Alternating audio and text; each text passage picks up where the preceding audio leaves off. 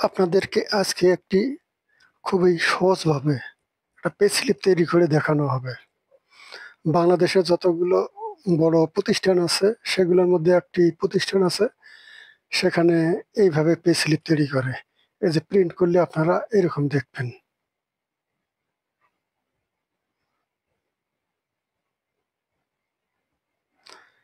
তো এই পে স্লিপটি তৈরি করা হবে, সেই সাথে প্রত্যেকটা বিষয় ব্যাখ্যা করে বুঝিয়ে দেওয়া হবে যে আপনার পরবর্তীতে পে স্লিপ তৈরি করতে আর কোনো ঝামেলা হবে না। যে কন্ট্রোল পি চাপ দিই, মানে প্রিন্ট এরিয়াটা মার্ক করার জন্য। তারপরে ব্যাকে যাই, যে উপরে যে একটা অ্যারো চিহ্ন আছে বাম দিকে, এখানে ক্লিক দিলেই চলে যাবে। তো এটা করার কারণ হলো প্রিন্ট এরিয়াটা দেখার জন্য। এই যে পাশে এইচের পর যে আই কলাম আছে, এই যে প্রিন্ট মার্কটা এখানে দেখা যাচ্ছে। আর নিচে আছে 50 নম্বর রো পর্যন্ত, এই যে এখানে প্রিন্ট এরিয়া, যাতে আপনাদের প্রিন্ট করলে কোনো অংশ কেটে না যায়, এই জন্য প্রিন্ট এরিয়াটা দেখে নেওয়া হলো। তো উপর দিকে আমরা 5টা রো রেখে দিই, ব্ল্যাঙ্ক রাখি এখানে, যে প্রতিষ্ঠানের নাম ঠিকানা লেখার জন্য। তা প্রথম এ কলামে লিখি কোড। কোড বলতে প্রত্যেকটা এমপ্লয়ির একটা নাম্বার থাকে, আইডি বা কোড, পিন, এক প্রতিষ্ঠানে এক রকম নাম এটার। তারপর কোলন দেই, তারপরে মনে করেন যে তার কোডটা হলো 877। তারপরের রোতে লিখি নেম। নেমটা আপনি ক্যাপিটালও করে দিতে পারেন। তা মনে করেন যে এমপ্লয়ির নাম আরিফ হোসেন। তারপরের রোতে আমরা লিখবো তার পদবি, ডেজিনেশন। যে ডেজিনেশন মনে করেন যে সিনিয়র অফিসার। তারপরের রোতে লিখবো এই যে পে স্লিপটা যে তৈরি করা আছে, এটা কোন মাসের জন্য, সেই মাসটা। তাহলে এখানে লেখা হলো pay slip of the month of May. মনে করেন যে এটা মে মাসের। আগস্ট হলে আগস্ট, জানুয়ারি হলে জানুয়ারি। যে মাসের জন্য আপনি এই পে স্লিপটা তৈরি করতেছেন, ওই মাসের নামটা লিখবেন। তারপরে হলো প্রজেক্ট বা ডিপার্টমেন্ট, যে এটা কোন প্রজেক্ট বা কোন ডিপার্টমেন্টে ওই এমপ্লয়ি জব করতেছে। তা আমি এখানে লিখলাম সেলস, যে সেলস ডিপার্টমেন্টে সে কাজ করে। তারপরে ব্রাঞ্চের নাম, শাখা অফিস, যদি আপনার হেড অফিসের বাইরে আরো অফিস থাকে, না থাকলে আপনি হেড অফিস লিখবেন। তা মনে করুন যে ধরলাম যে এই ব্রাঞ্চটা সিলেটে আছে। মোটামুটি এইটুক তথ্যই হলো এমপ্লয়ি সংক্রান্ত তথ্য। তো এটা আমরা একটু কলামটা বড় করি।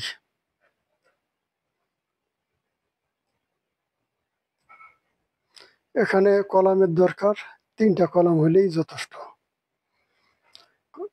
এই যে বিবরণ, আর এখানে তার ওই বিবরণের এগেইনস্টে যে টাকা পয়সা আসবে সেটা আমরা এখানে লিখবো।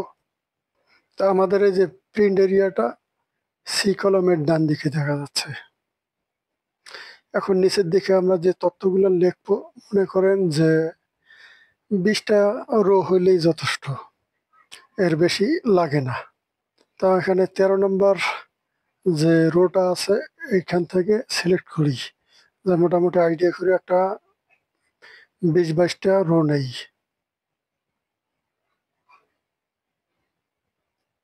একটু হলেই চলবে। এইটুক জায়গায় আমরা সিলেক্ট করলাম মোটামুটি 20টার মতো, যে এর মধ্যে সব তথ্যগুলো আসবে। তো এইটুক সিলেক্ট করার পর উপরে যে বোল্ড, ইটালিক, আন্ডারলাইন আছে, তার পাশে যে একটা বক্সের মতো থাকে, এটা হলো বর্ডারের। এখানে এসে ক্লিক দিয়া আমরা আউটসাইড বর্ডার দেবো, এই যে এখানে ক্লিক, তারপর একটা বাইরে ক্লিক দিই। তো অলরেডি বর্ডার চলে আসছে। যে 2টা দেখা যাচ্ছে আর 2টা দেখা যাচ্ছে না, ও 2টা আছে এখানে হাইড হয়ে আছে। তারপরে এই যে উপরের ফার্স্ট রো থেকে শেষে আমরা যে নিচে একটা বর্ডার দিছি, এটুক জায়গা সিলেক্ট করি। ডাইন পাশে আমাদের একটা বর্ডার লাগবে। তো উপরে যে বর্ডারের বক্সে ক্লিক দিয়ে এই যে রাইট বর্ডার, এর মধ্যে ক্লিক দিই, ডান পাশে একটা বর্ডার চলে আসছে। ঠিক একইভাবে এইটুক জায়গা সিলেক্ট করি, সিলেক্ট করে এই যে উপরে যা বর্ডার পাবো, এখানে এসে এই যে রাইট বর্ডার, এখানে একটা ক্লিক দিই। তাহলে এখানে এখন আমাদের তথ্য লিখতে হবে। তা প্রথম হইলো বেসিক অ্যামাউন্ট কত সেটা লিখতে হবে। এখানে বেসিক অ্যামাউন্ট লিখলাম, যে মনে করেন বেসিক তার 20,000 টাকা। তারপরে রোতে লিখি হাউজিং অ্যালাউন্স, বাড়ি ভাড়া ভাতা কত পায়। যে মনে করেন হাউজিং অ্যালাউন্স 10,000 টাকা, বেসিকের 50% ধরে নিলাম। তারপরে মেডিকেল অ্যালাউন্স লিখি,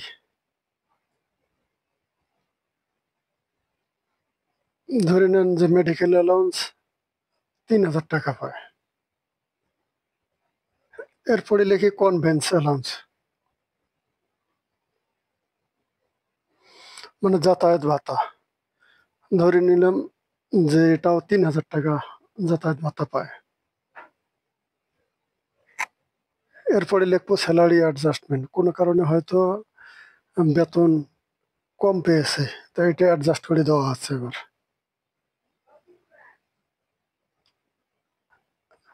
যেমন এখানে 7,000 টাকা স্যালারি অ্যাডজাস্টমেন্ট আছে।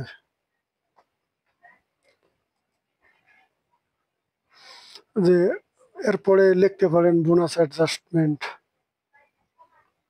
যে কোনো কারণে হয়তো বোনাস কম পেয়েছিল, তা সেটা এখন অ্যাডজাস্ট করে ঠিক করে দেওয়া হচ্ছে, যে মনে করেন 1500 টাকা। যে এই এমপ্লয়ির মনে করেন মোটরসাইকেল দেওয়া আছে, তা সংস্থা বা প্রতিষ্ঠান ধরে নেন যে তার মোটরসাইকেলের জন্য একটা অ্যালাউন্স দেয়, যে তেল খরচের জন্য। তা আমরা এটা লিখি মোটরসাইকেল অ্যালাউন্স, যে মোটরসাইকেল অ্যালাউন্স ধরে নেন 2,000 টাকা, যে প্রতি মাসে তাকে দেওয়া হয়। এখন এরকম যদি আরো কিছু থাকে সেগুলো এখানে লিখতে হবে। তা সাধারণত এগুলো নিয়েই থাকে, আর বাইরে আর নাই। এরপরে মনে করেন যে মহার্ঘ ভাতা অনেক প্রতিষ্ঠানে দেয়, সেটা আপনি এখানে অ্যাড করাবেন। তা আমরা এখন এখানে লিখি টোটাল,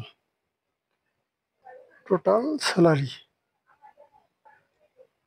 টোটাল স্যালারি লেখার পর এই যে ডান দিকে যে আমরা আর একটা কলাম করছি, এই ঘরে এসে সমান চিহ্ন দেই, তারপর সাম লিখি, তারপর একটা ফার্স্ট ব্র্যাকেট দিই, দিয়ে এইটুক জায়গা সিলেক্ট করি যা লিখলাম এই মোটরসাইকেল অ্যালাউন্স পর্যন্ত। আরও যদি কিছু থাকে, অর্থাৎ টোটাল স্যালারির আগ পর্যন্ত এইটুকু অংশ সিলেক্ট করে এন্টার দিই, তাহলে এখানে অটোমেটিক এর যোগফলটা চলে আসবে। এই যে তার টোটাল স্যালারি দাঁড়াইলো 46,500 টাকা। কারণ এর নিচ দিয়ে, টোটাল স্যালারির নিচ দিয়ে আর কিছু লিখি যেটা কর্তন হবে, যে মনে করেন প্রভিডেন্ট ফান্ড, যে তার প্রভিডেন্ট ফান্ড কর্তন হবে যে 2,000 টাকা।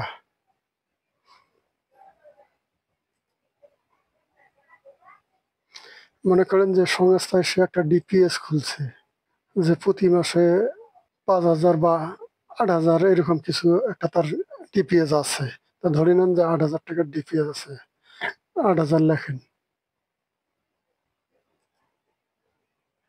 যেহেতু আগে আমরা স্যালারি অ্যাডজাস্ট করছি, তাহলে অবশ্যই তার এখানে পিএফটাও অ্যাডজাস্ট হবে। ধরে নেন যে তার পিএফ অ্যাডজাস্ট করা লাগবে,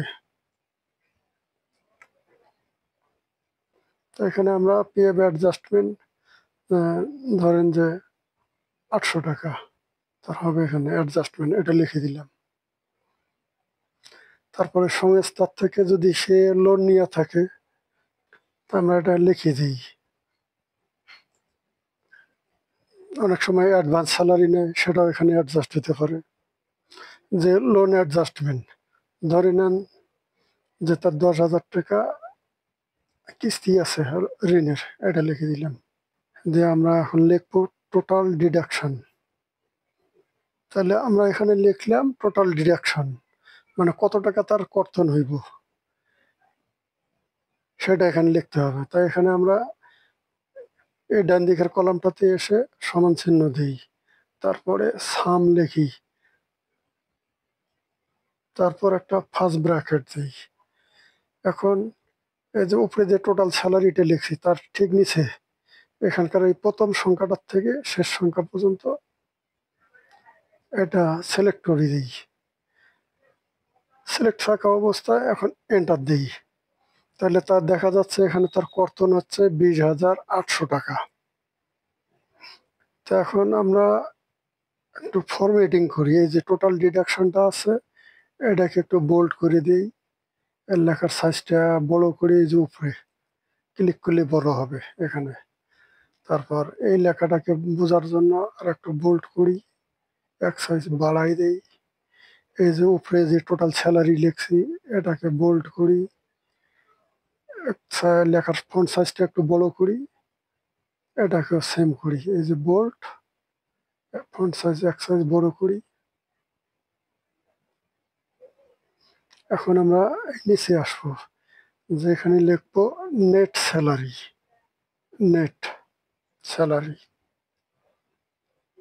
এই নেট স্যালারি লিখলাম, এটাকে একটু বোল্ড করি, তারপর ফন্ট সাইজ বড় করি।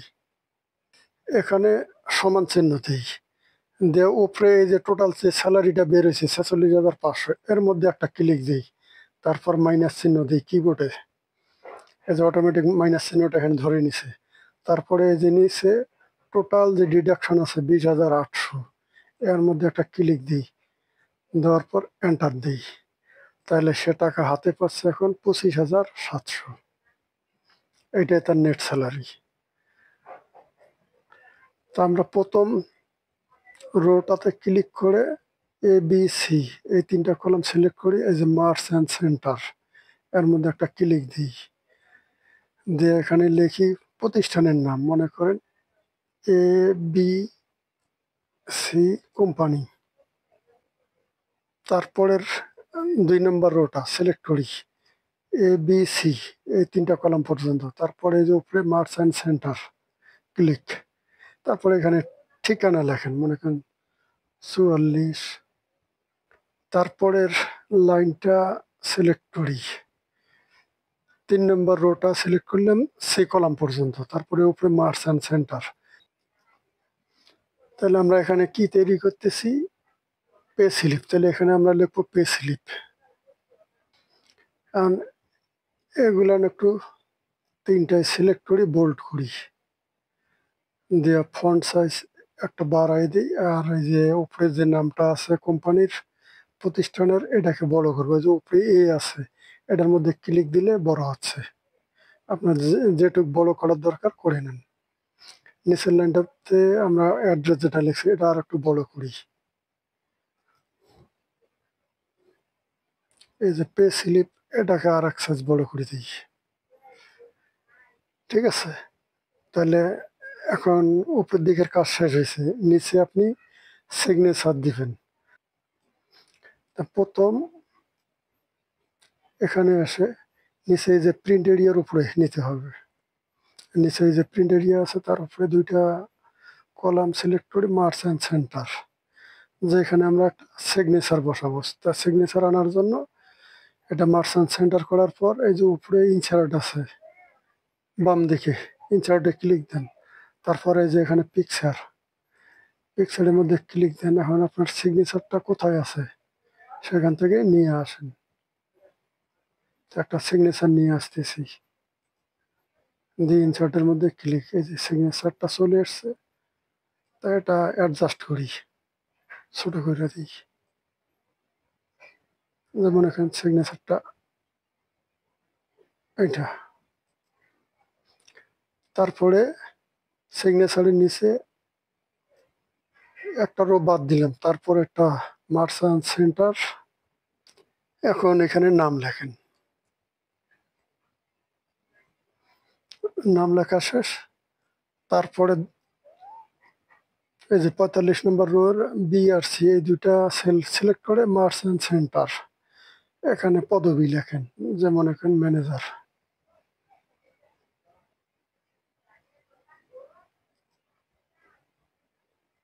তাহলে একটা সুন্দর পে স্লিপ তৈরি হয়ে গেল। এখন আমরা এটা প্রিন্ট প্রিভিউ দিয়ে দেখবো।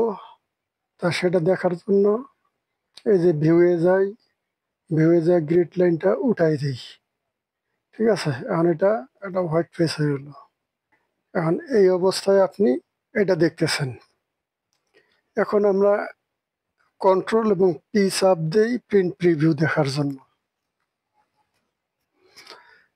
তাই যে প্রিন্ট প্রিভিউটা হলো এটা, যে সুন্দরভাবে চলে আসছে, যে কোনো অংশ বাইরে যায় নাই। তাহলে আমরা এটা পিডিএফে সেভ করছি। এই যে পিডিএফে সেভ করার পর আপনি দেখবেন এরকম, এর চেহারাটা হয়েছে এরকম। এই যে প্রিন্ট করলে আপনার এরকম আসবে। এটা আর নিচের দিকে এই যে স্বাক্ষর থাকলো। তা আশা করি আপনারা ভালোভাবে বুঝতে পারছেন যে আপনাদের পে স্লিপ তৈরি করতে আর কোনো সমস্যা হবে না। এই পে স্লিপটা একটা ভালো প্রতিষ্ঠানের, সেটাই আপনাদেরকে করে দেখানো হলো। বাংলাদেশের একটা ভালো প্রতিষ্ঠানগুলোর মধ্যে একটা প্রতিষ্ঠান। তা ভিডিওটা যদি ভালো লেগে থাকে একটা লাইক দিবেন, কমেন্ট করবেন, শেয়ার করবেন। সাবস্ক্রাইব করে না থাকলে সাবস্ক্রাইব করে রাখবেন। তা ভিডিওটি দেখার জন্য অসংখ্য ধন্যবাদ।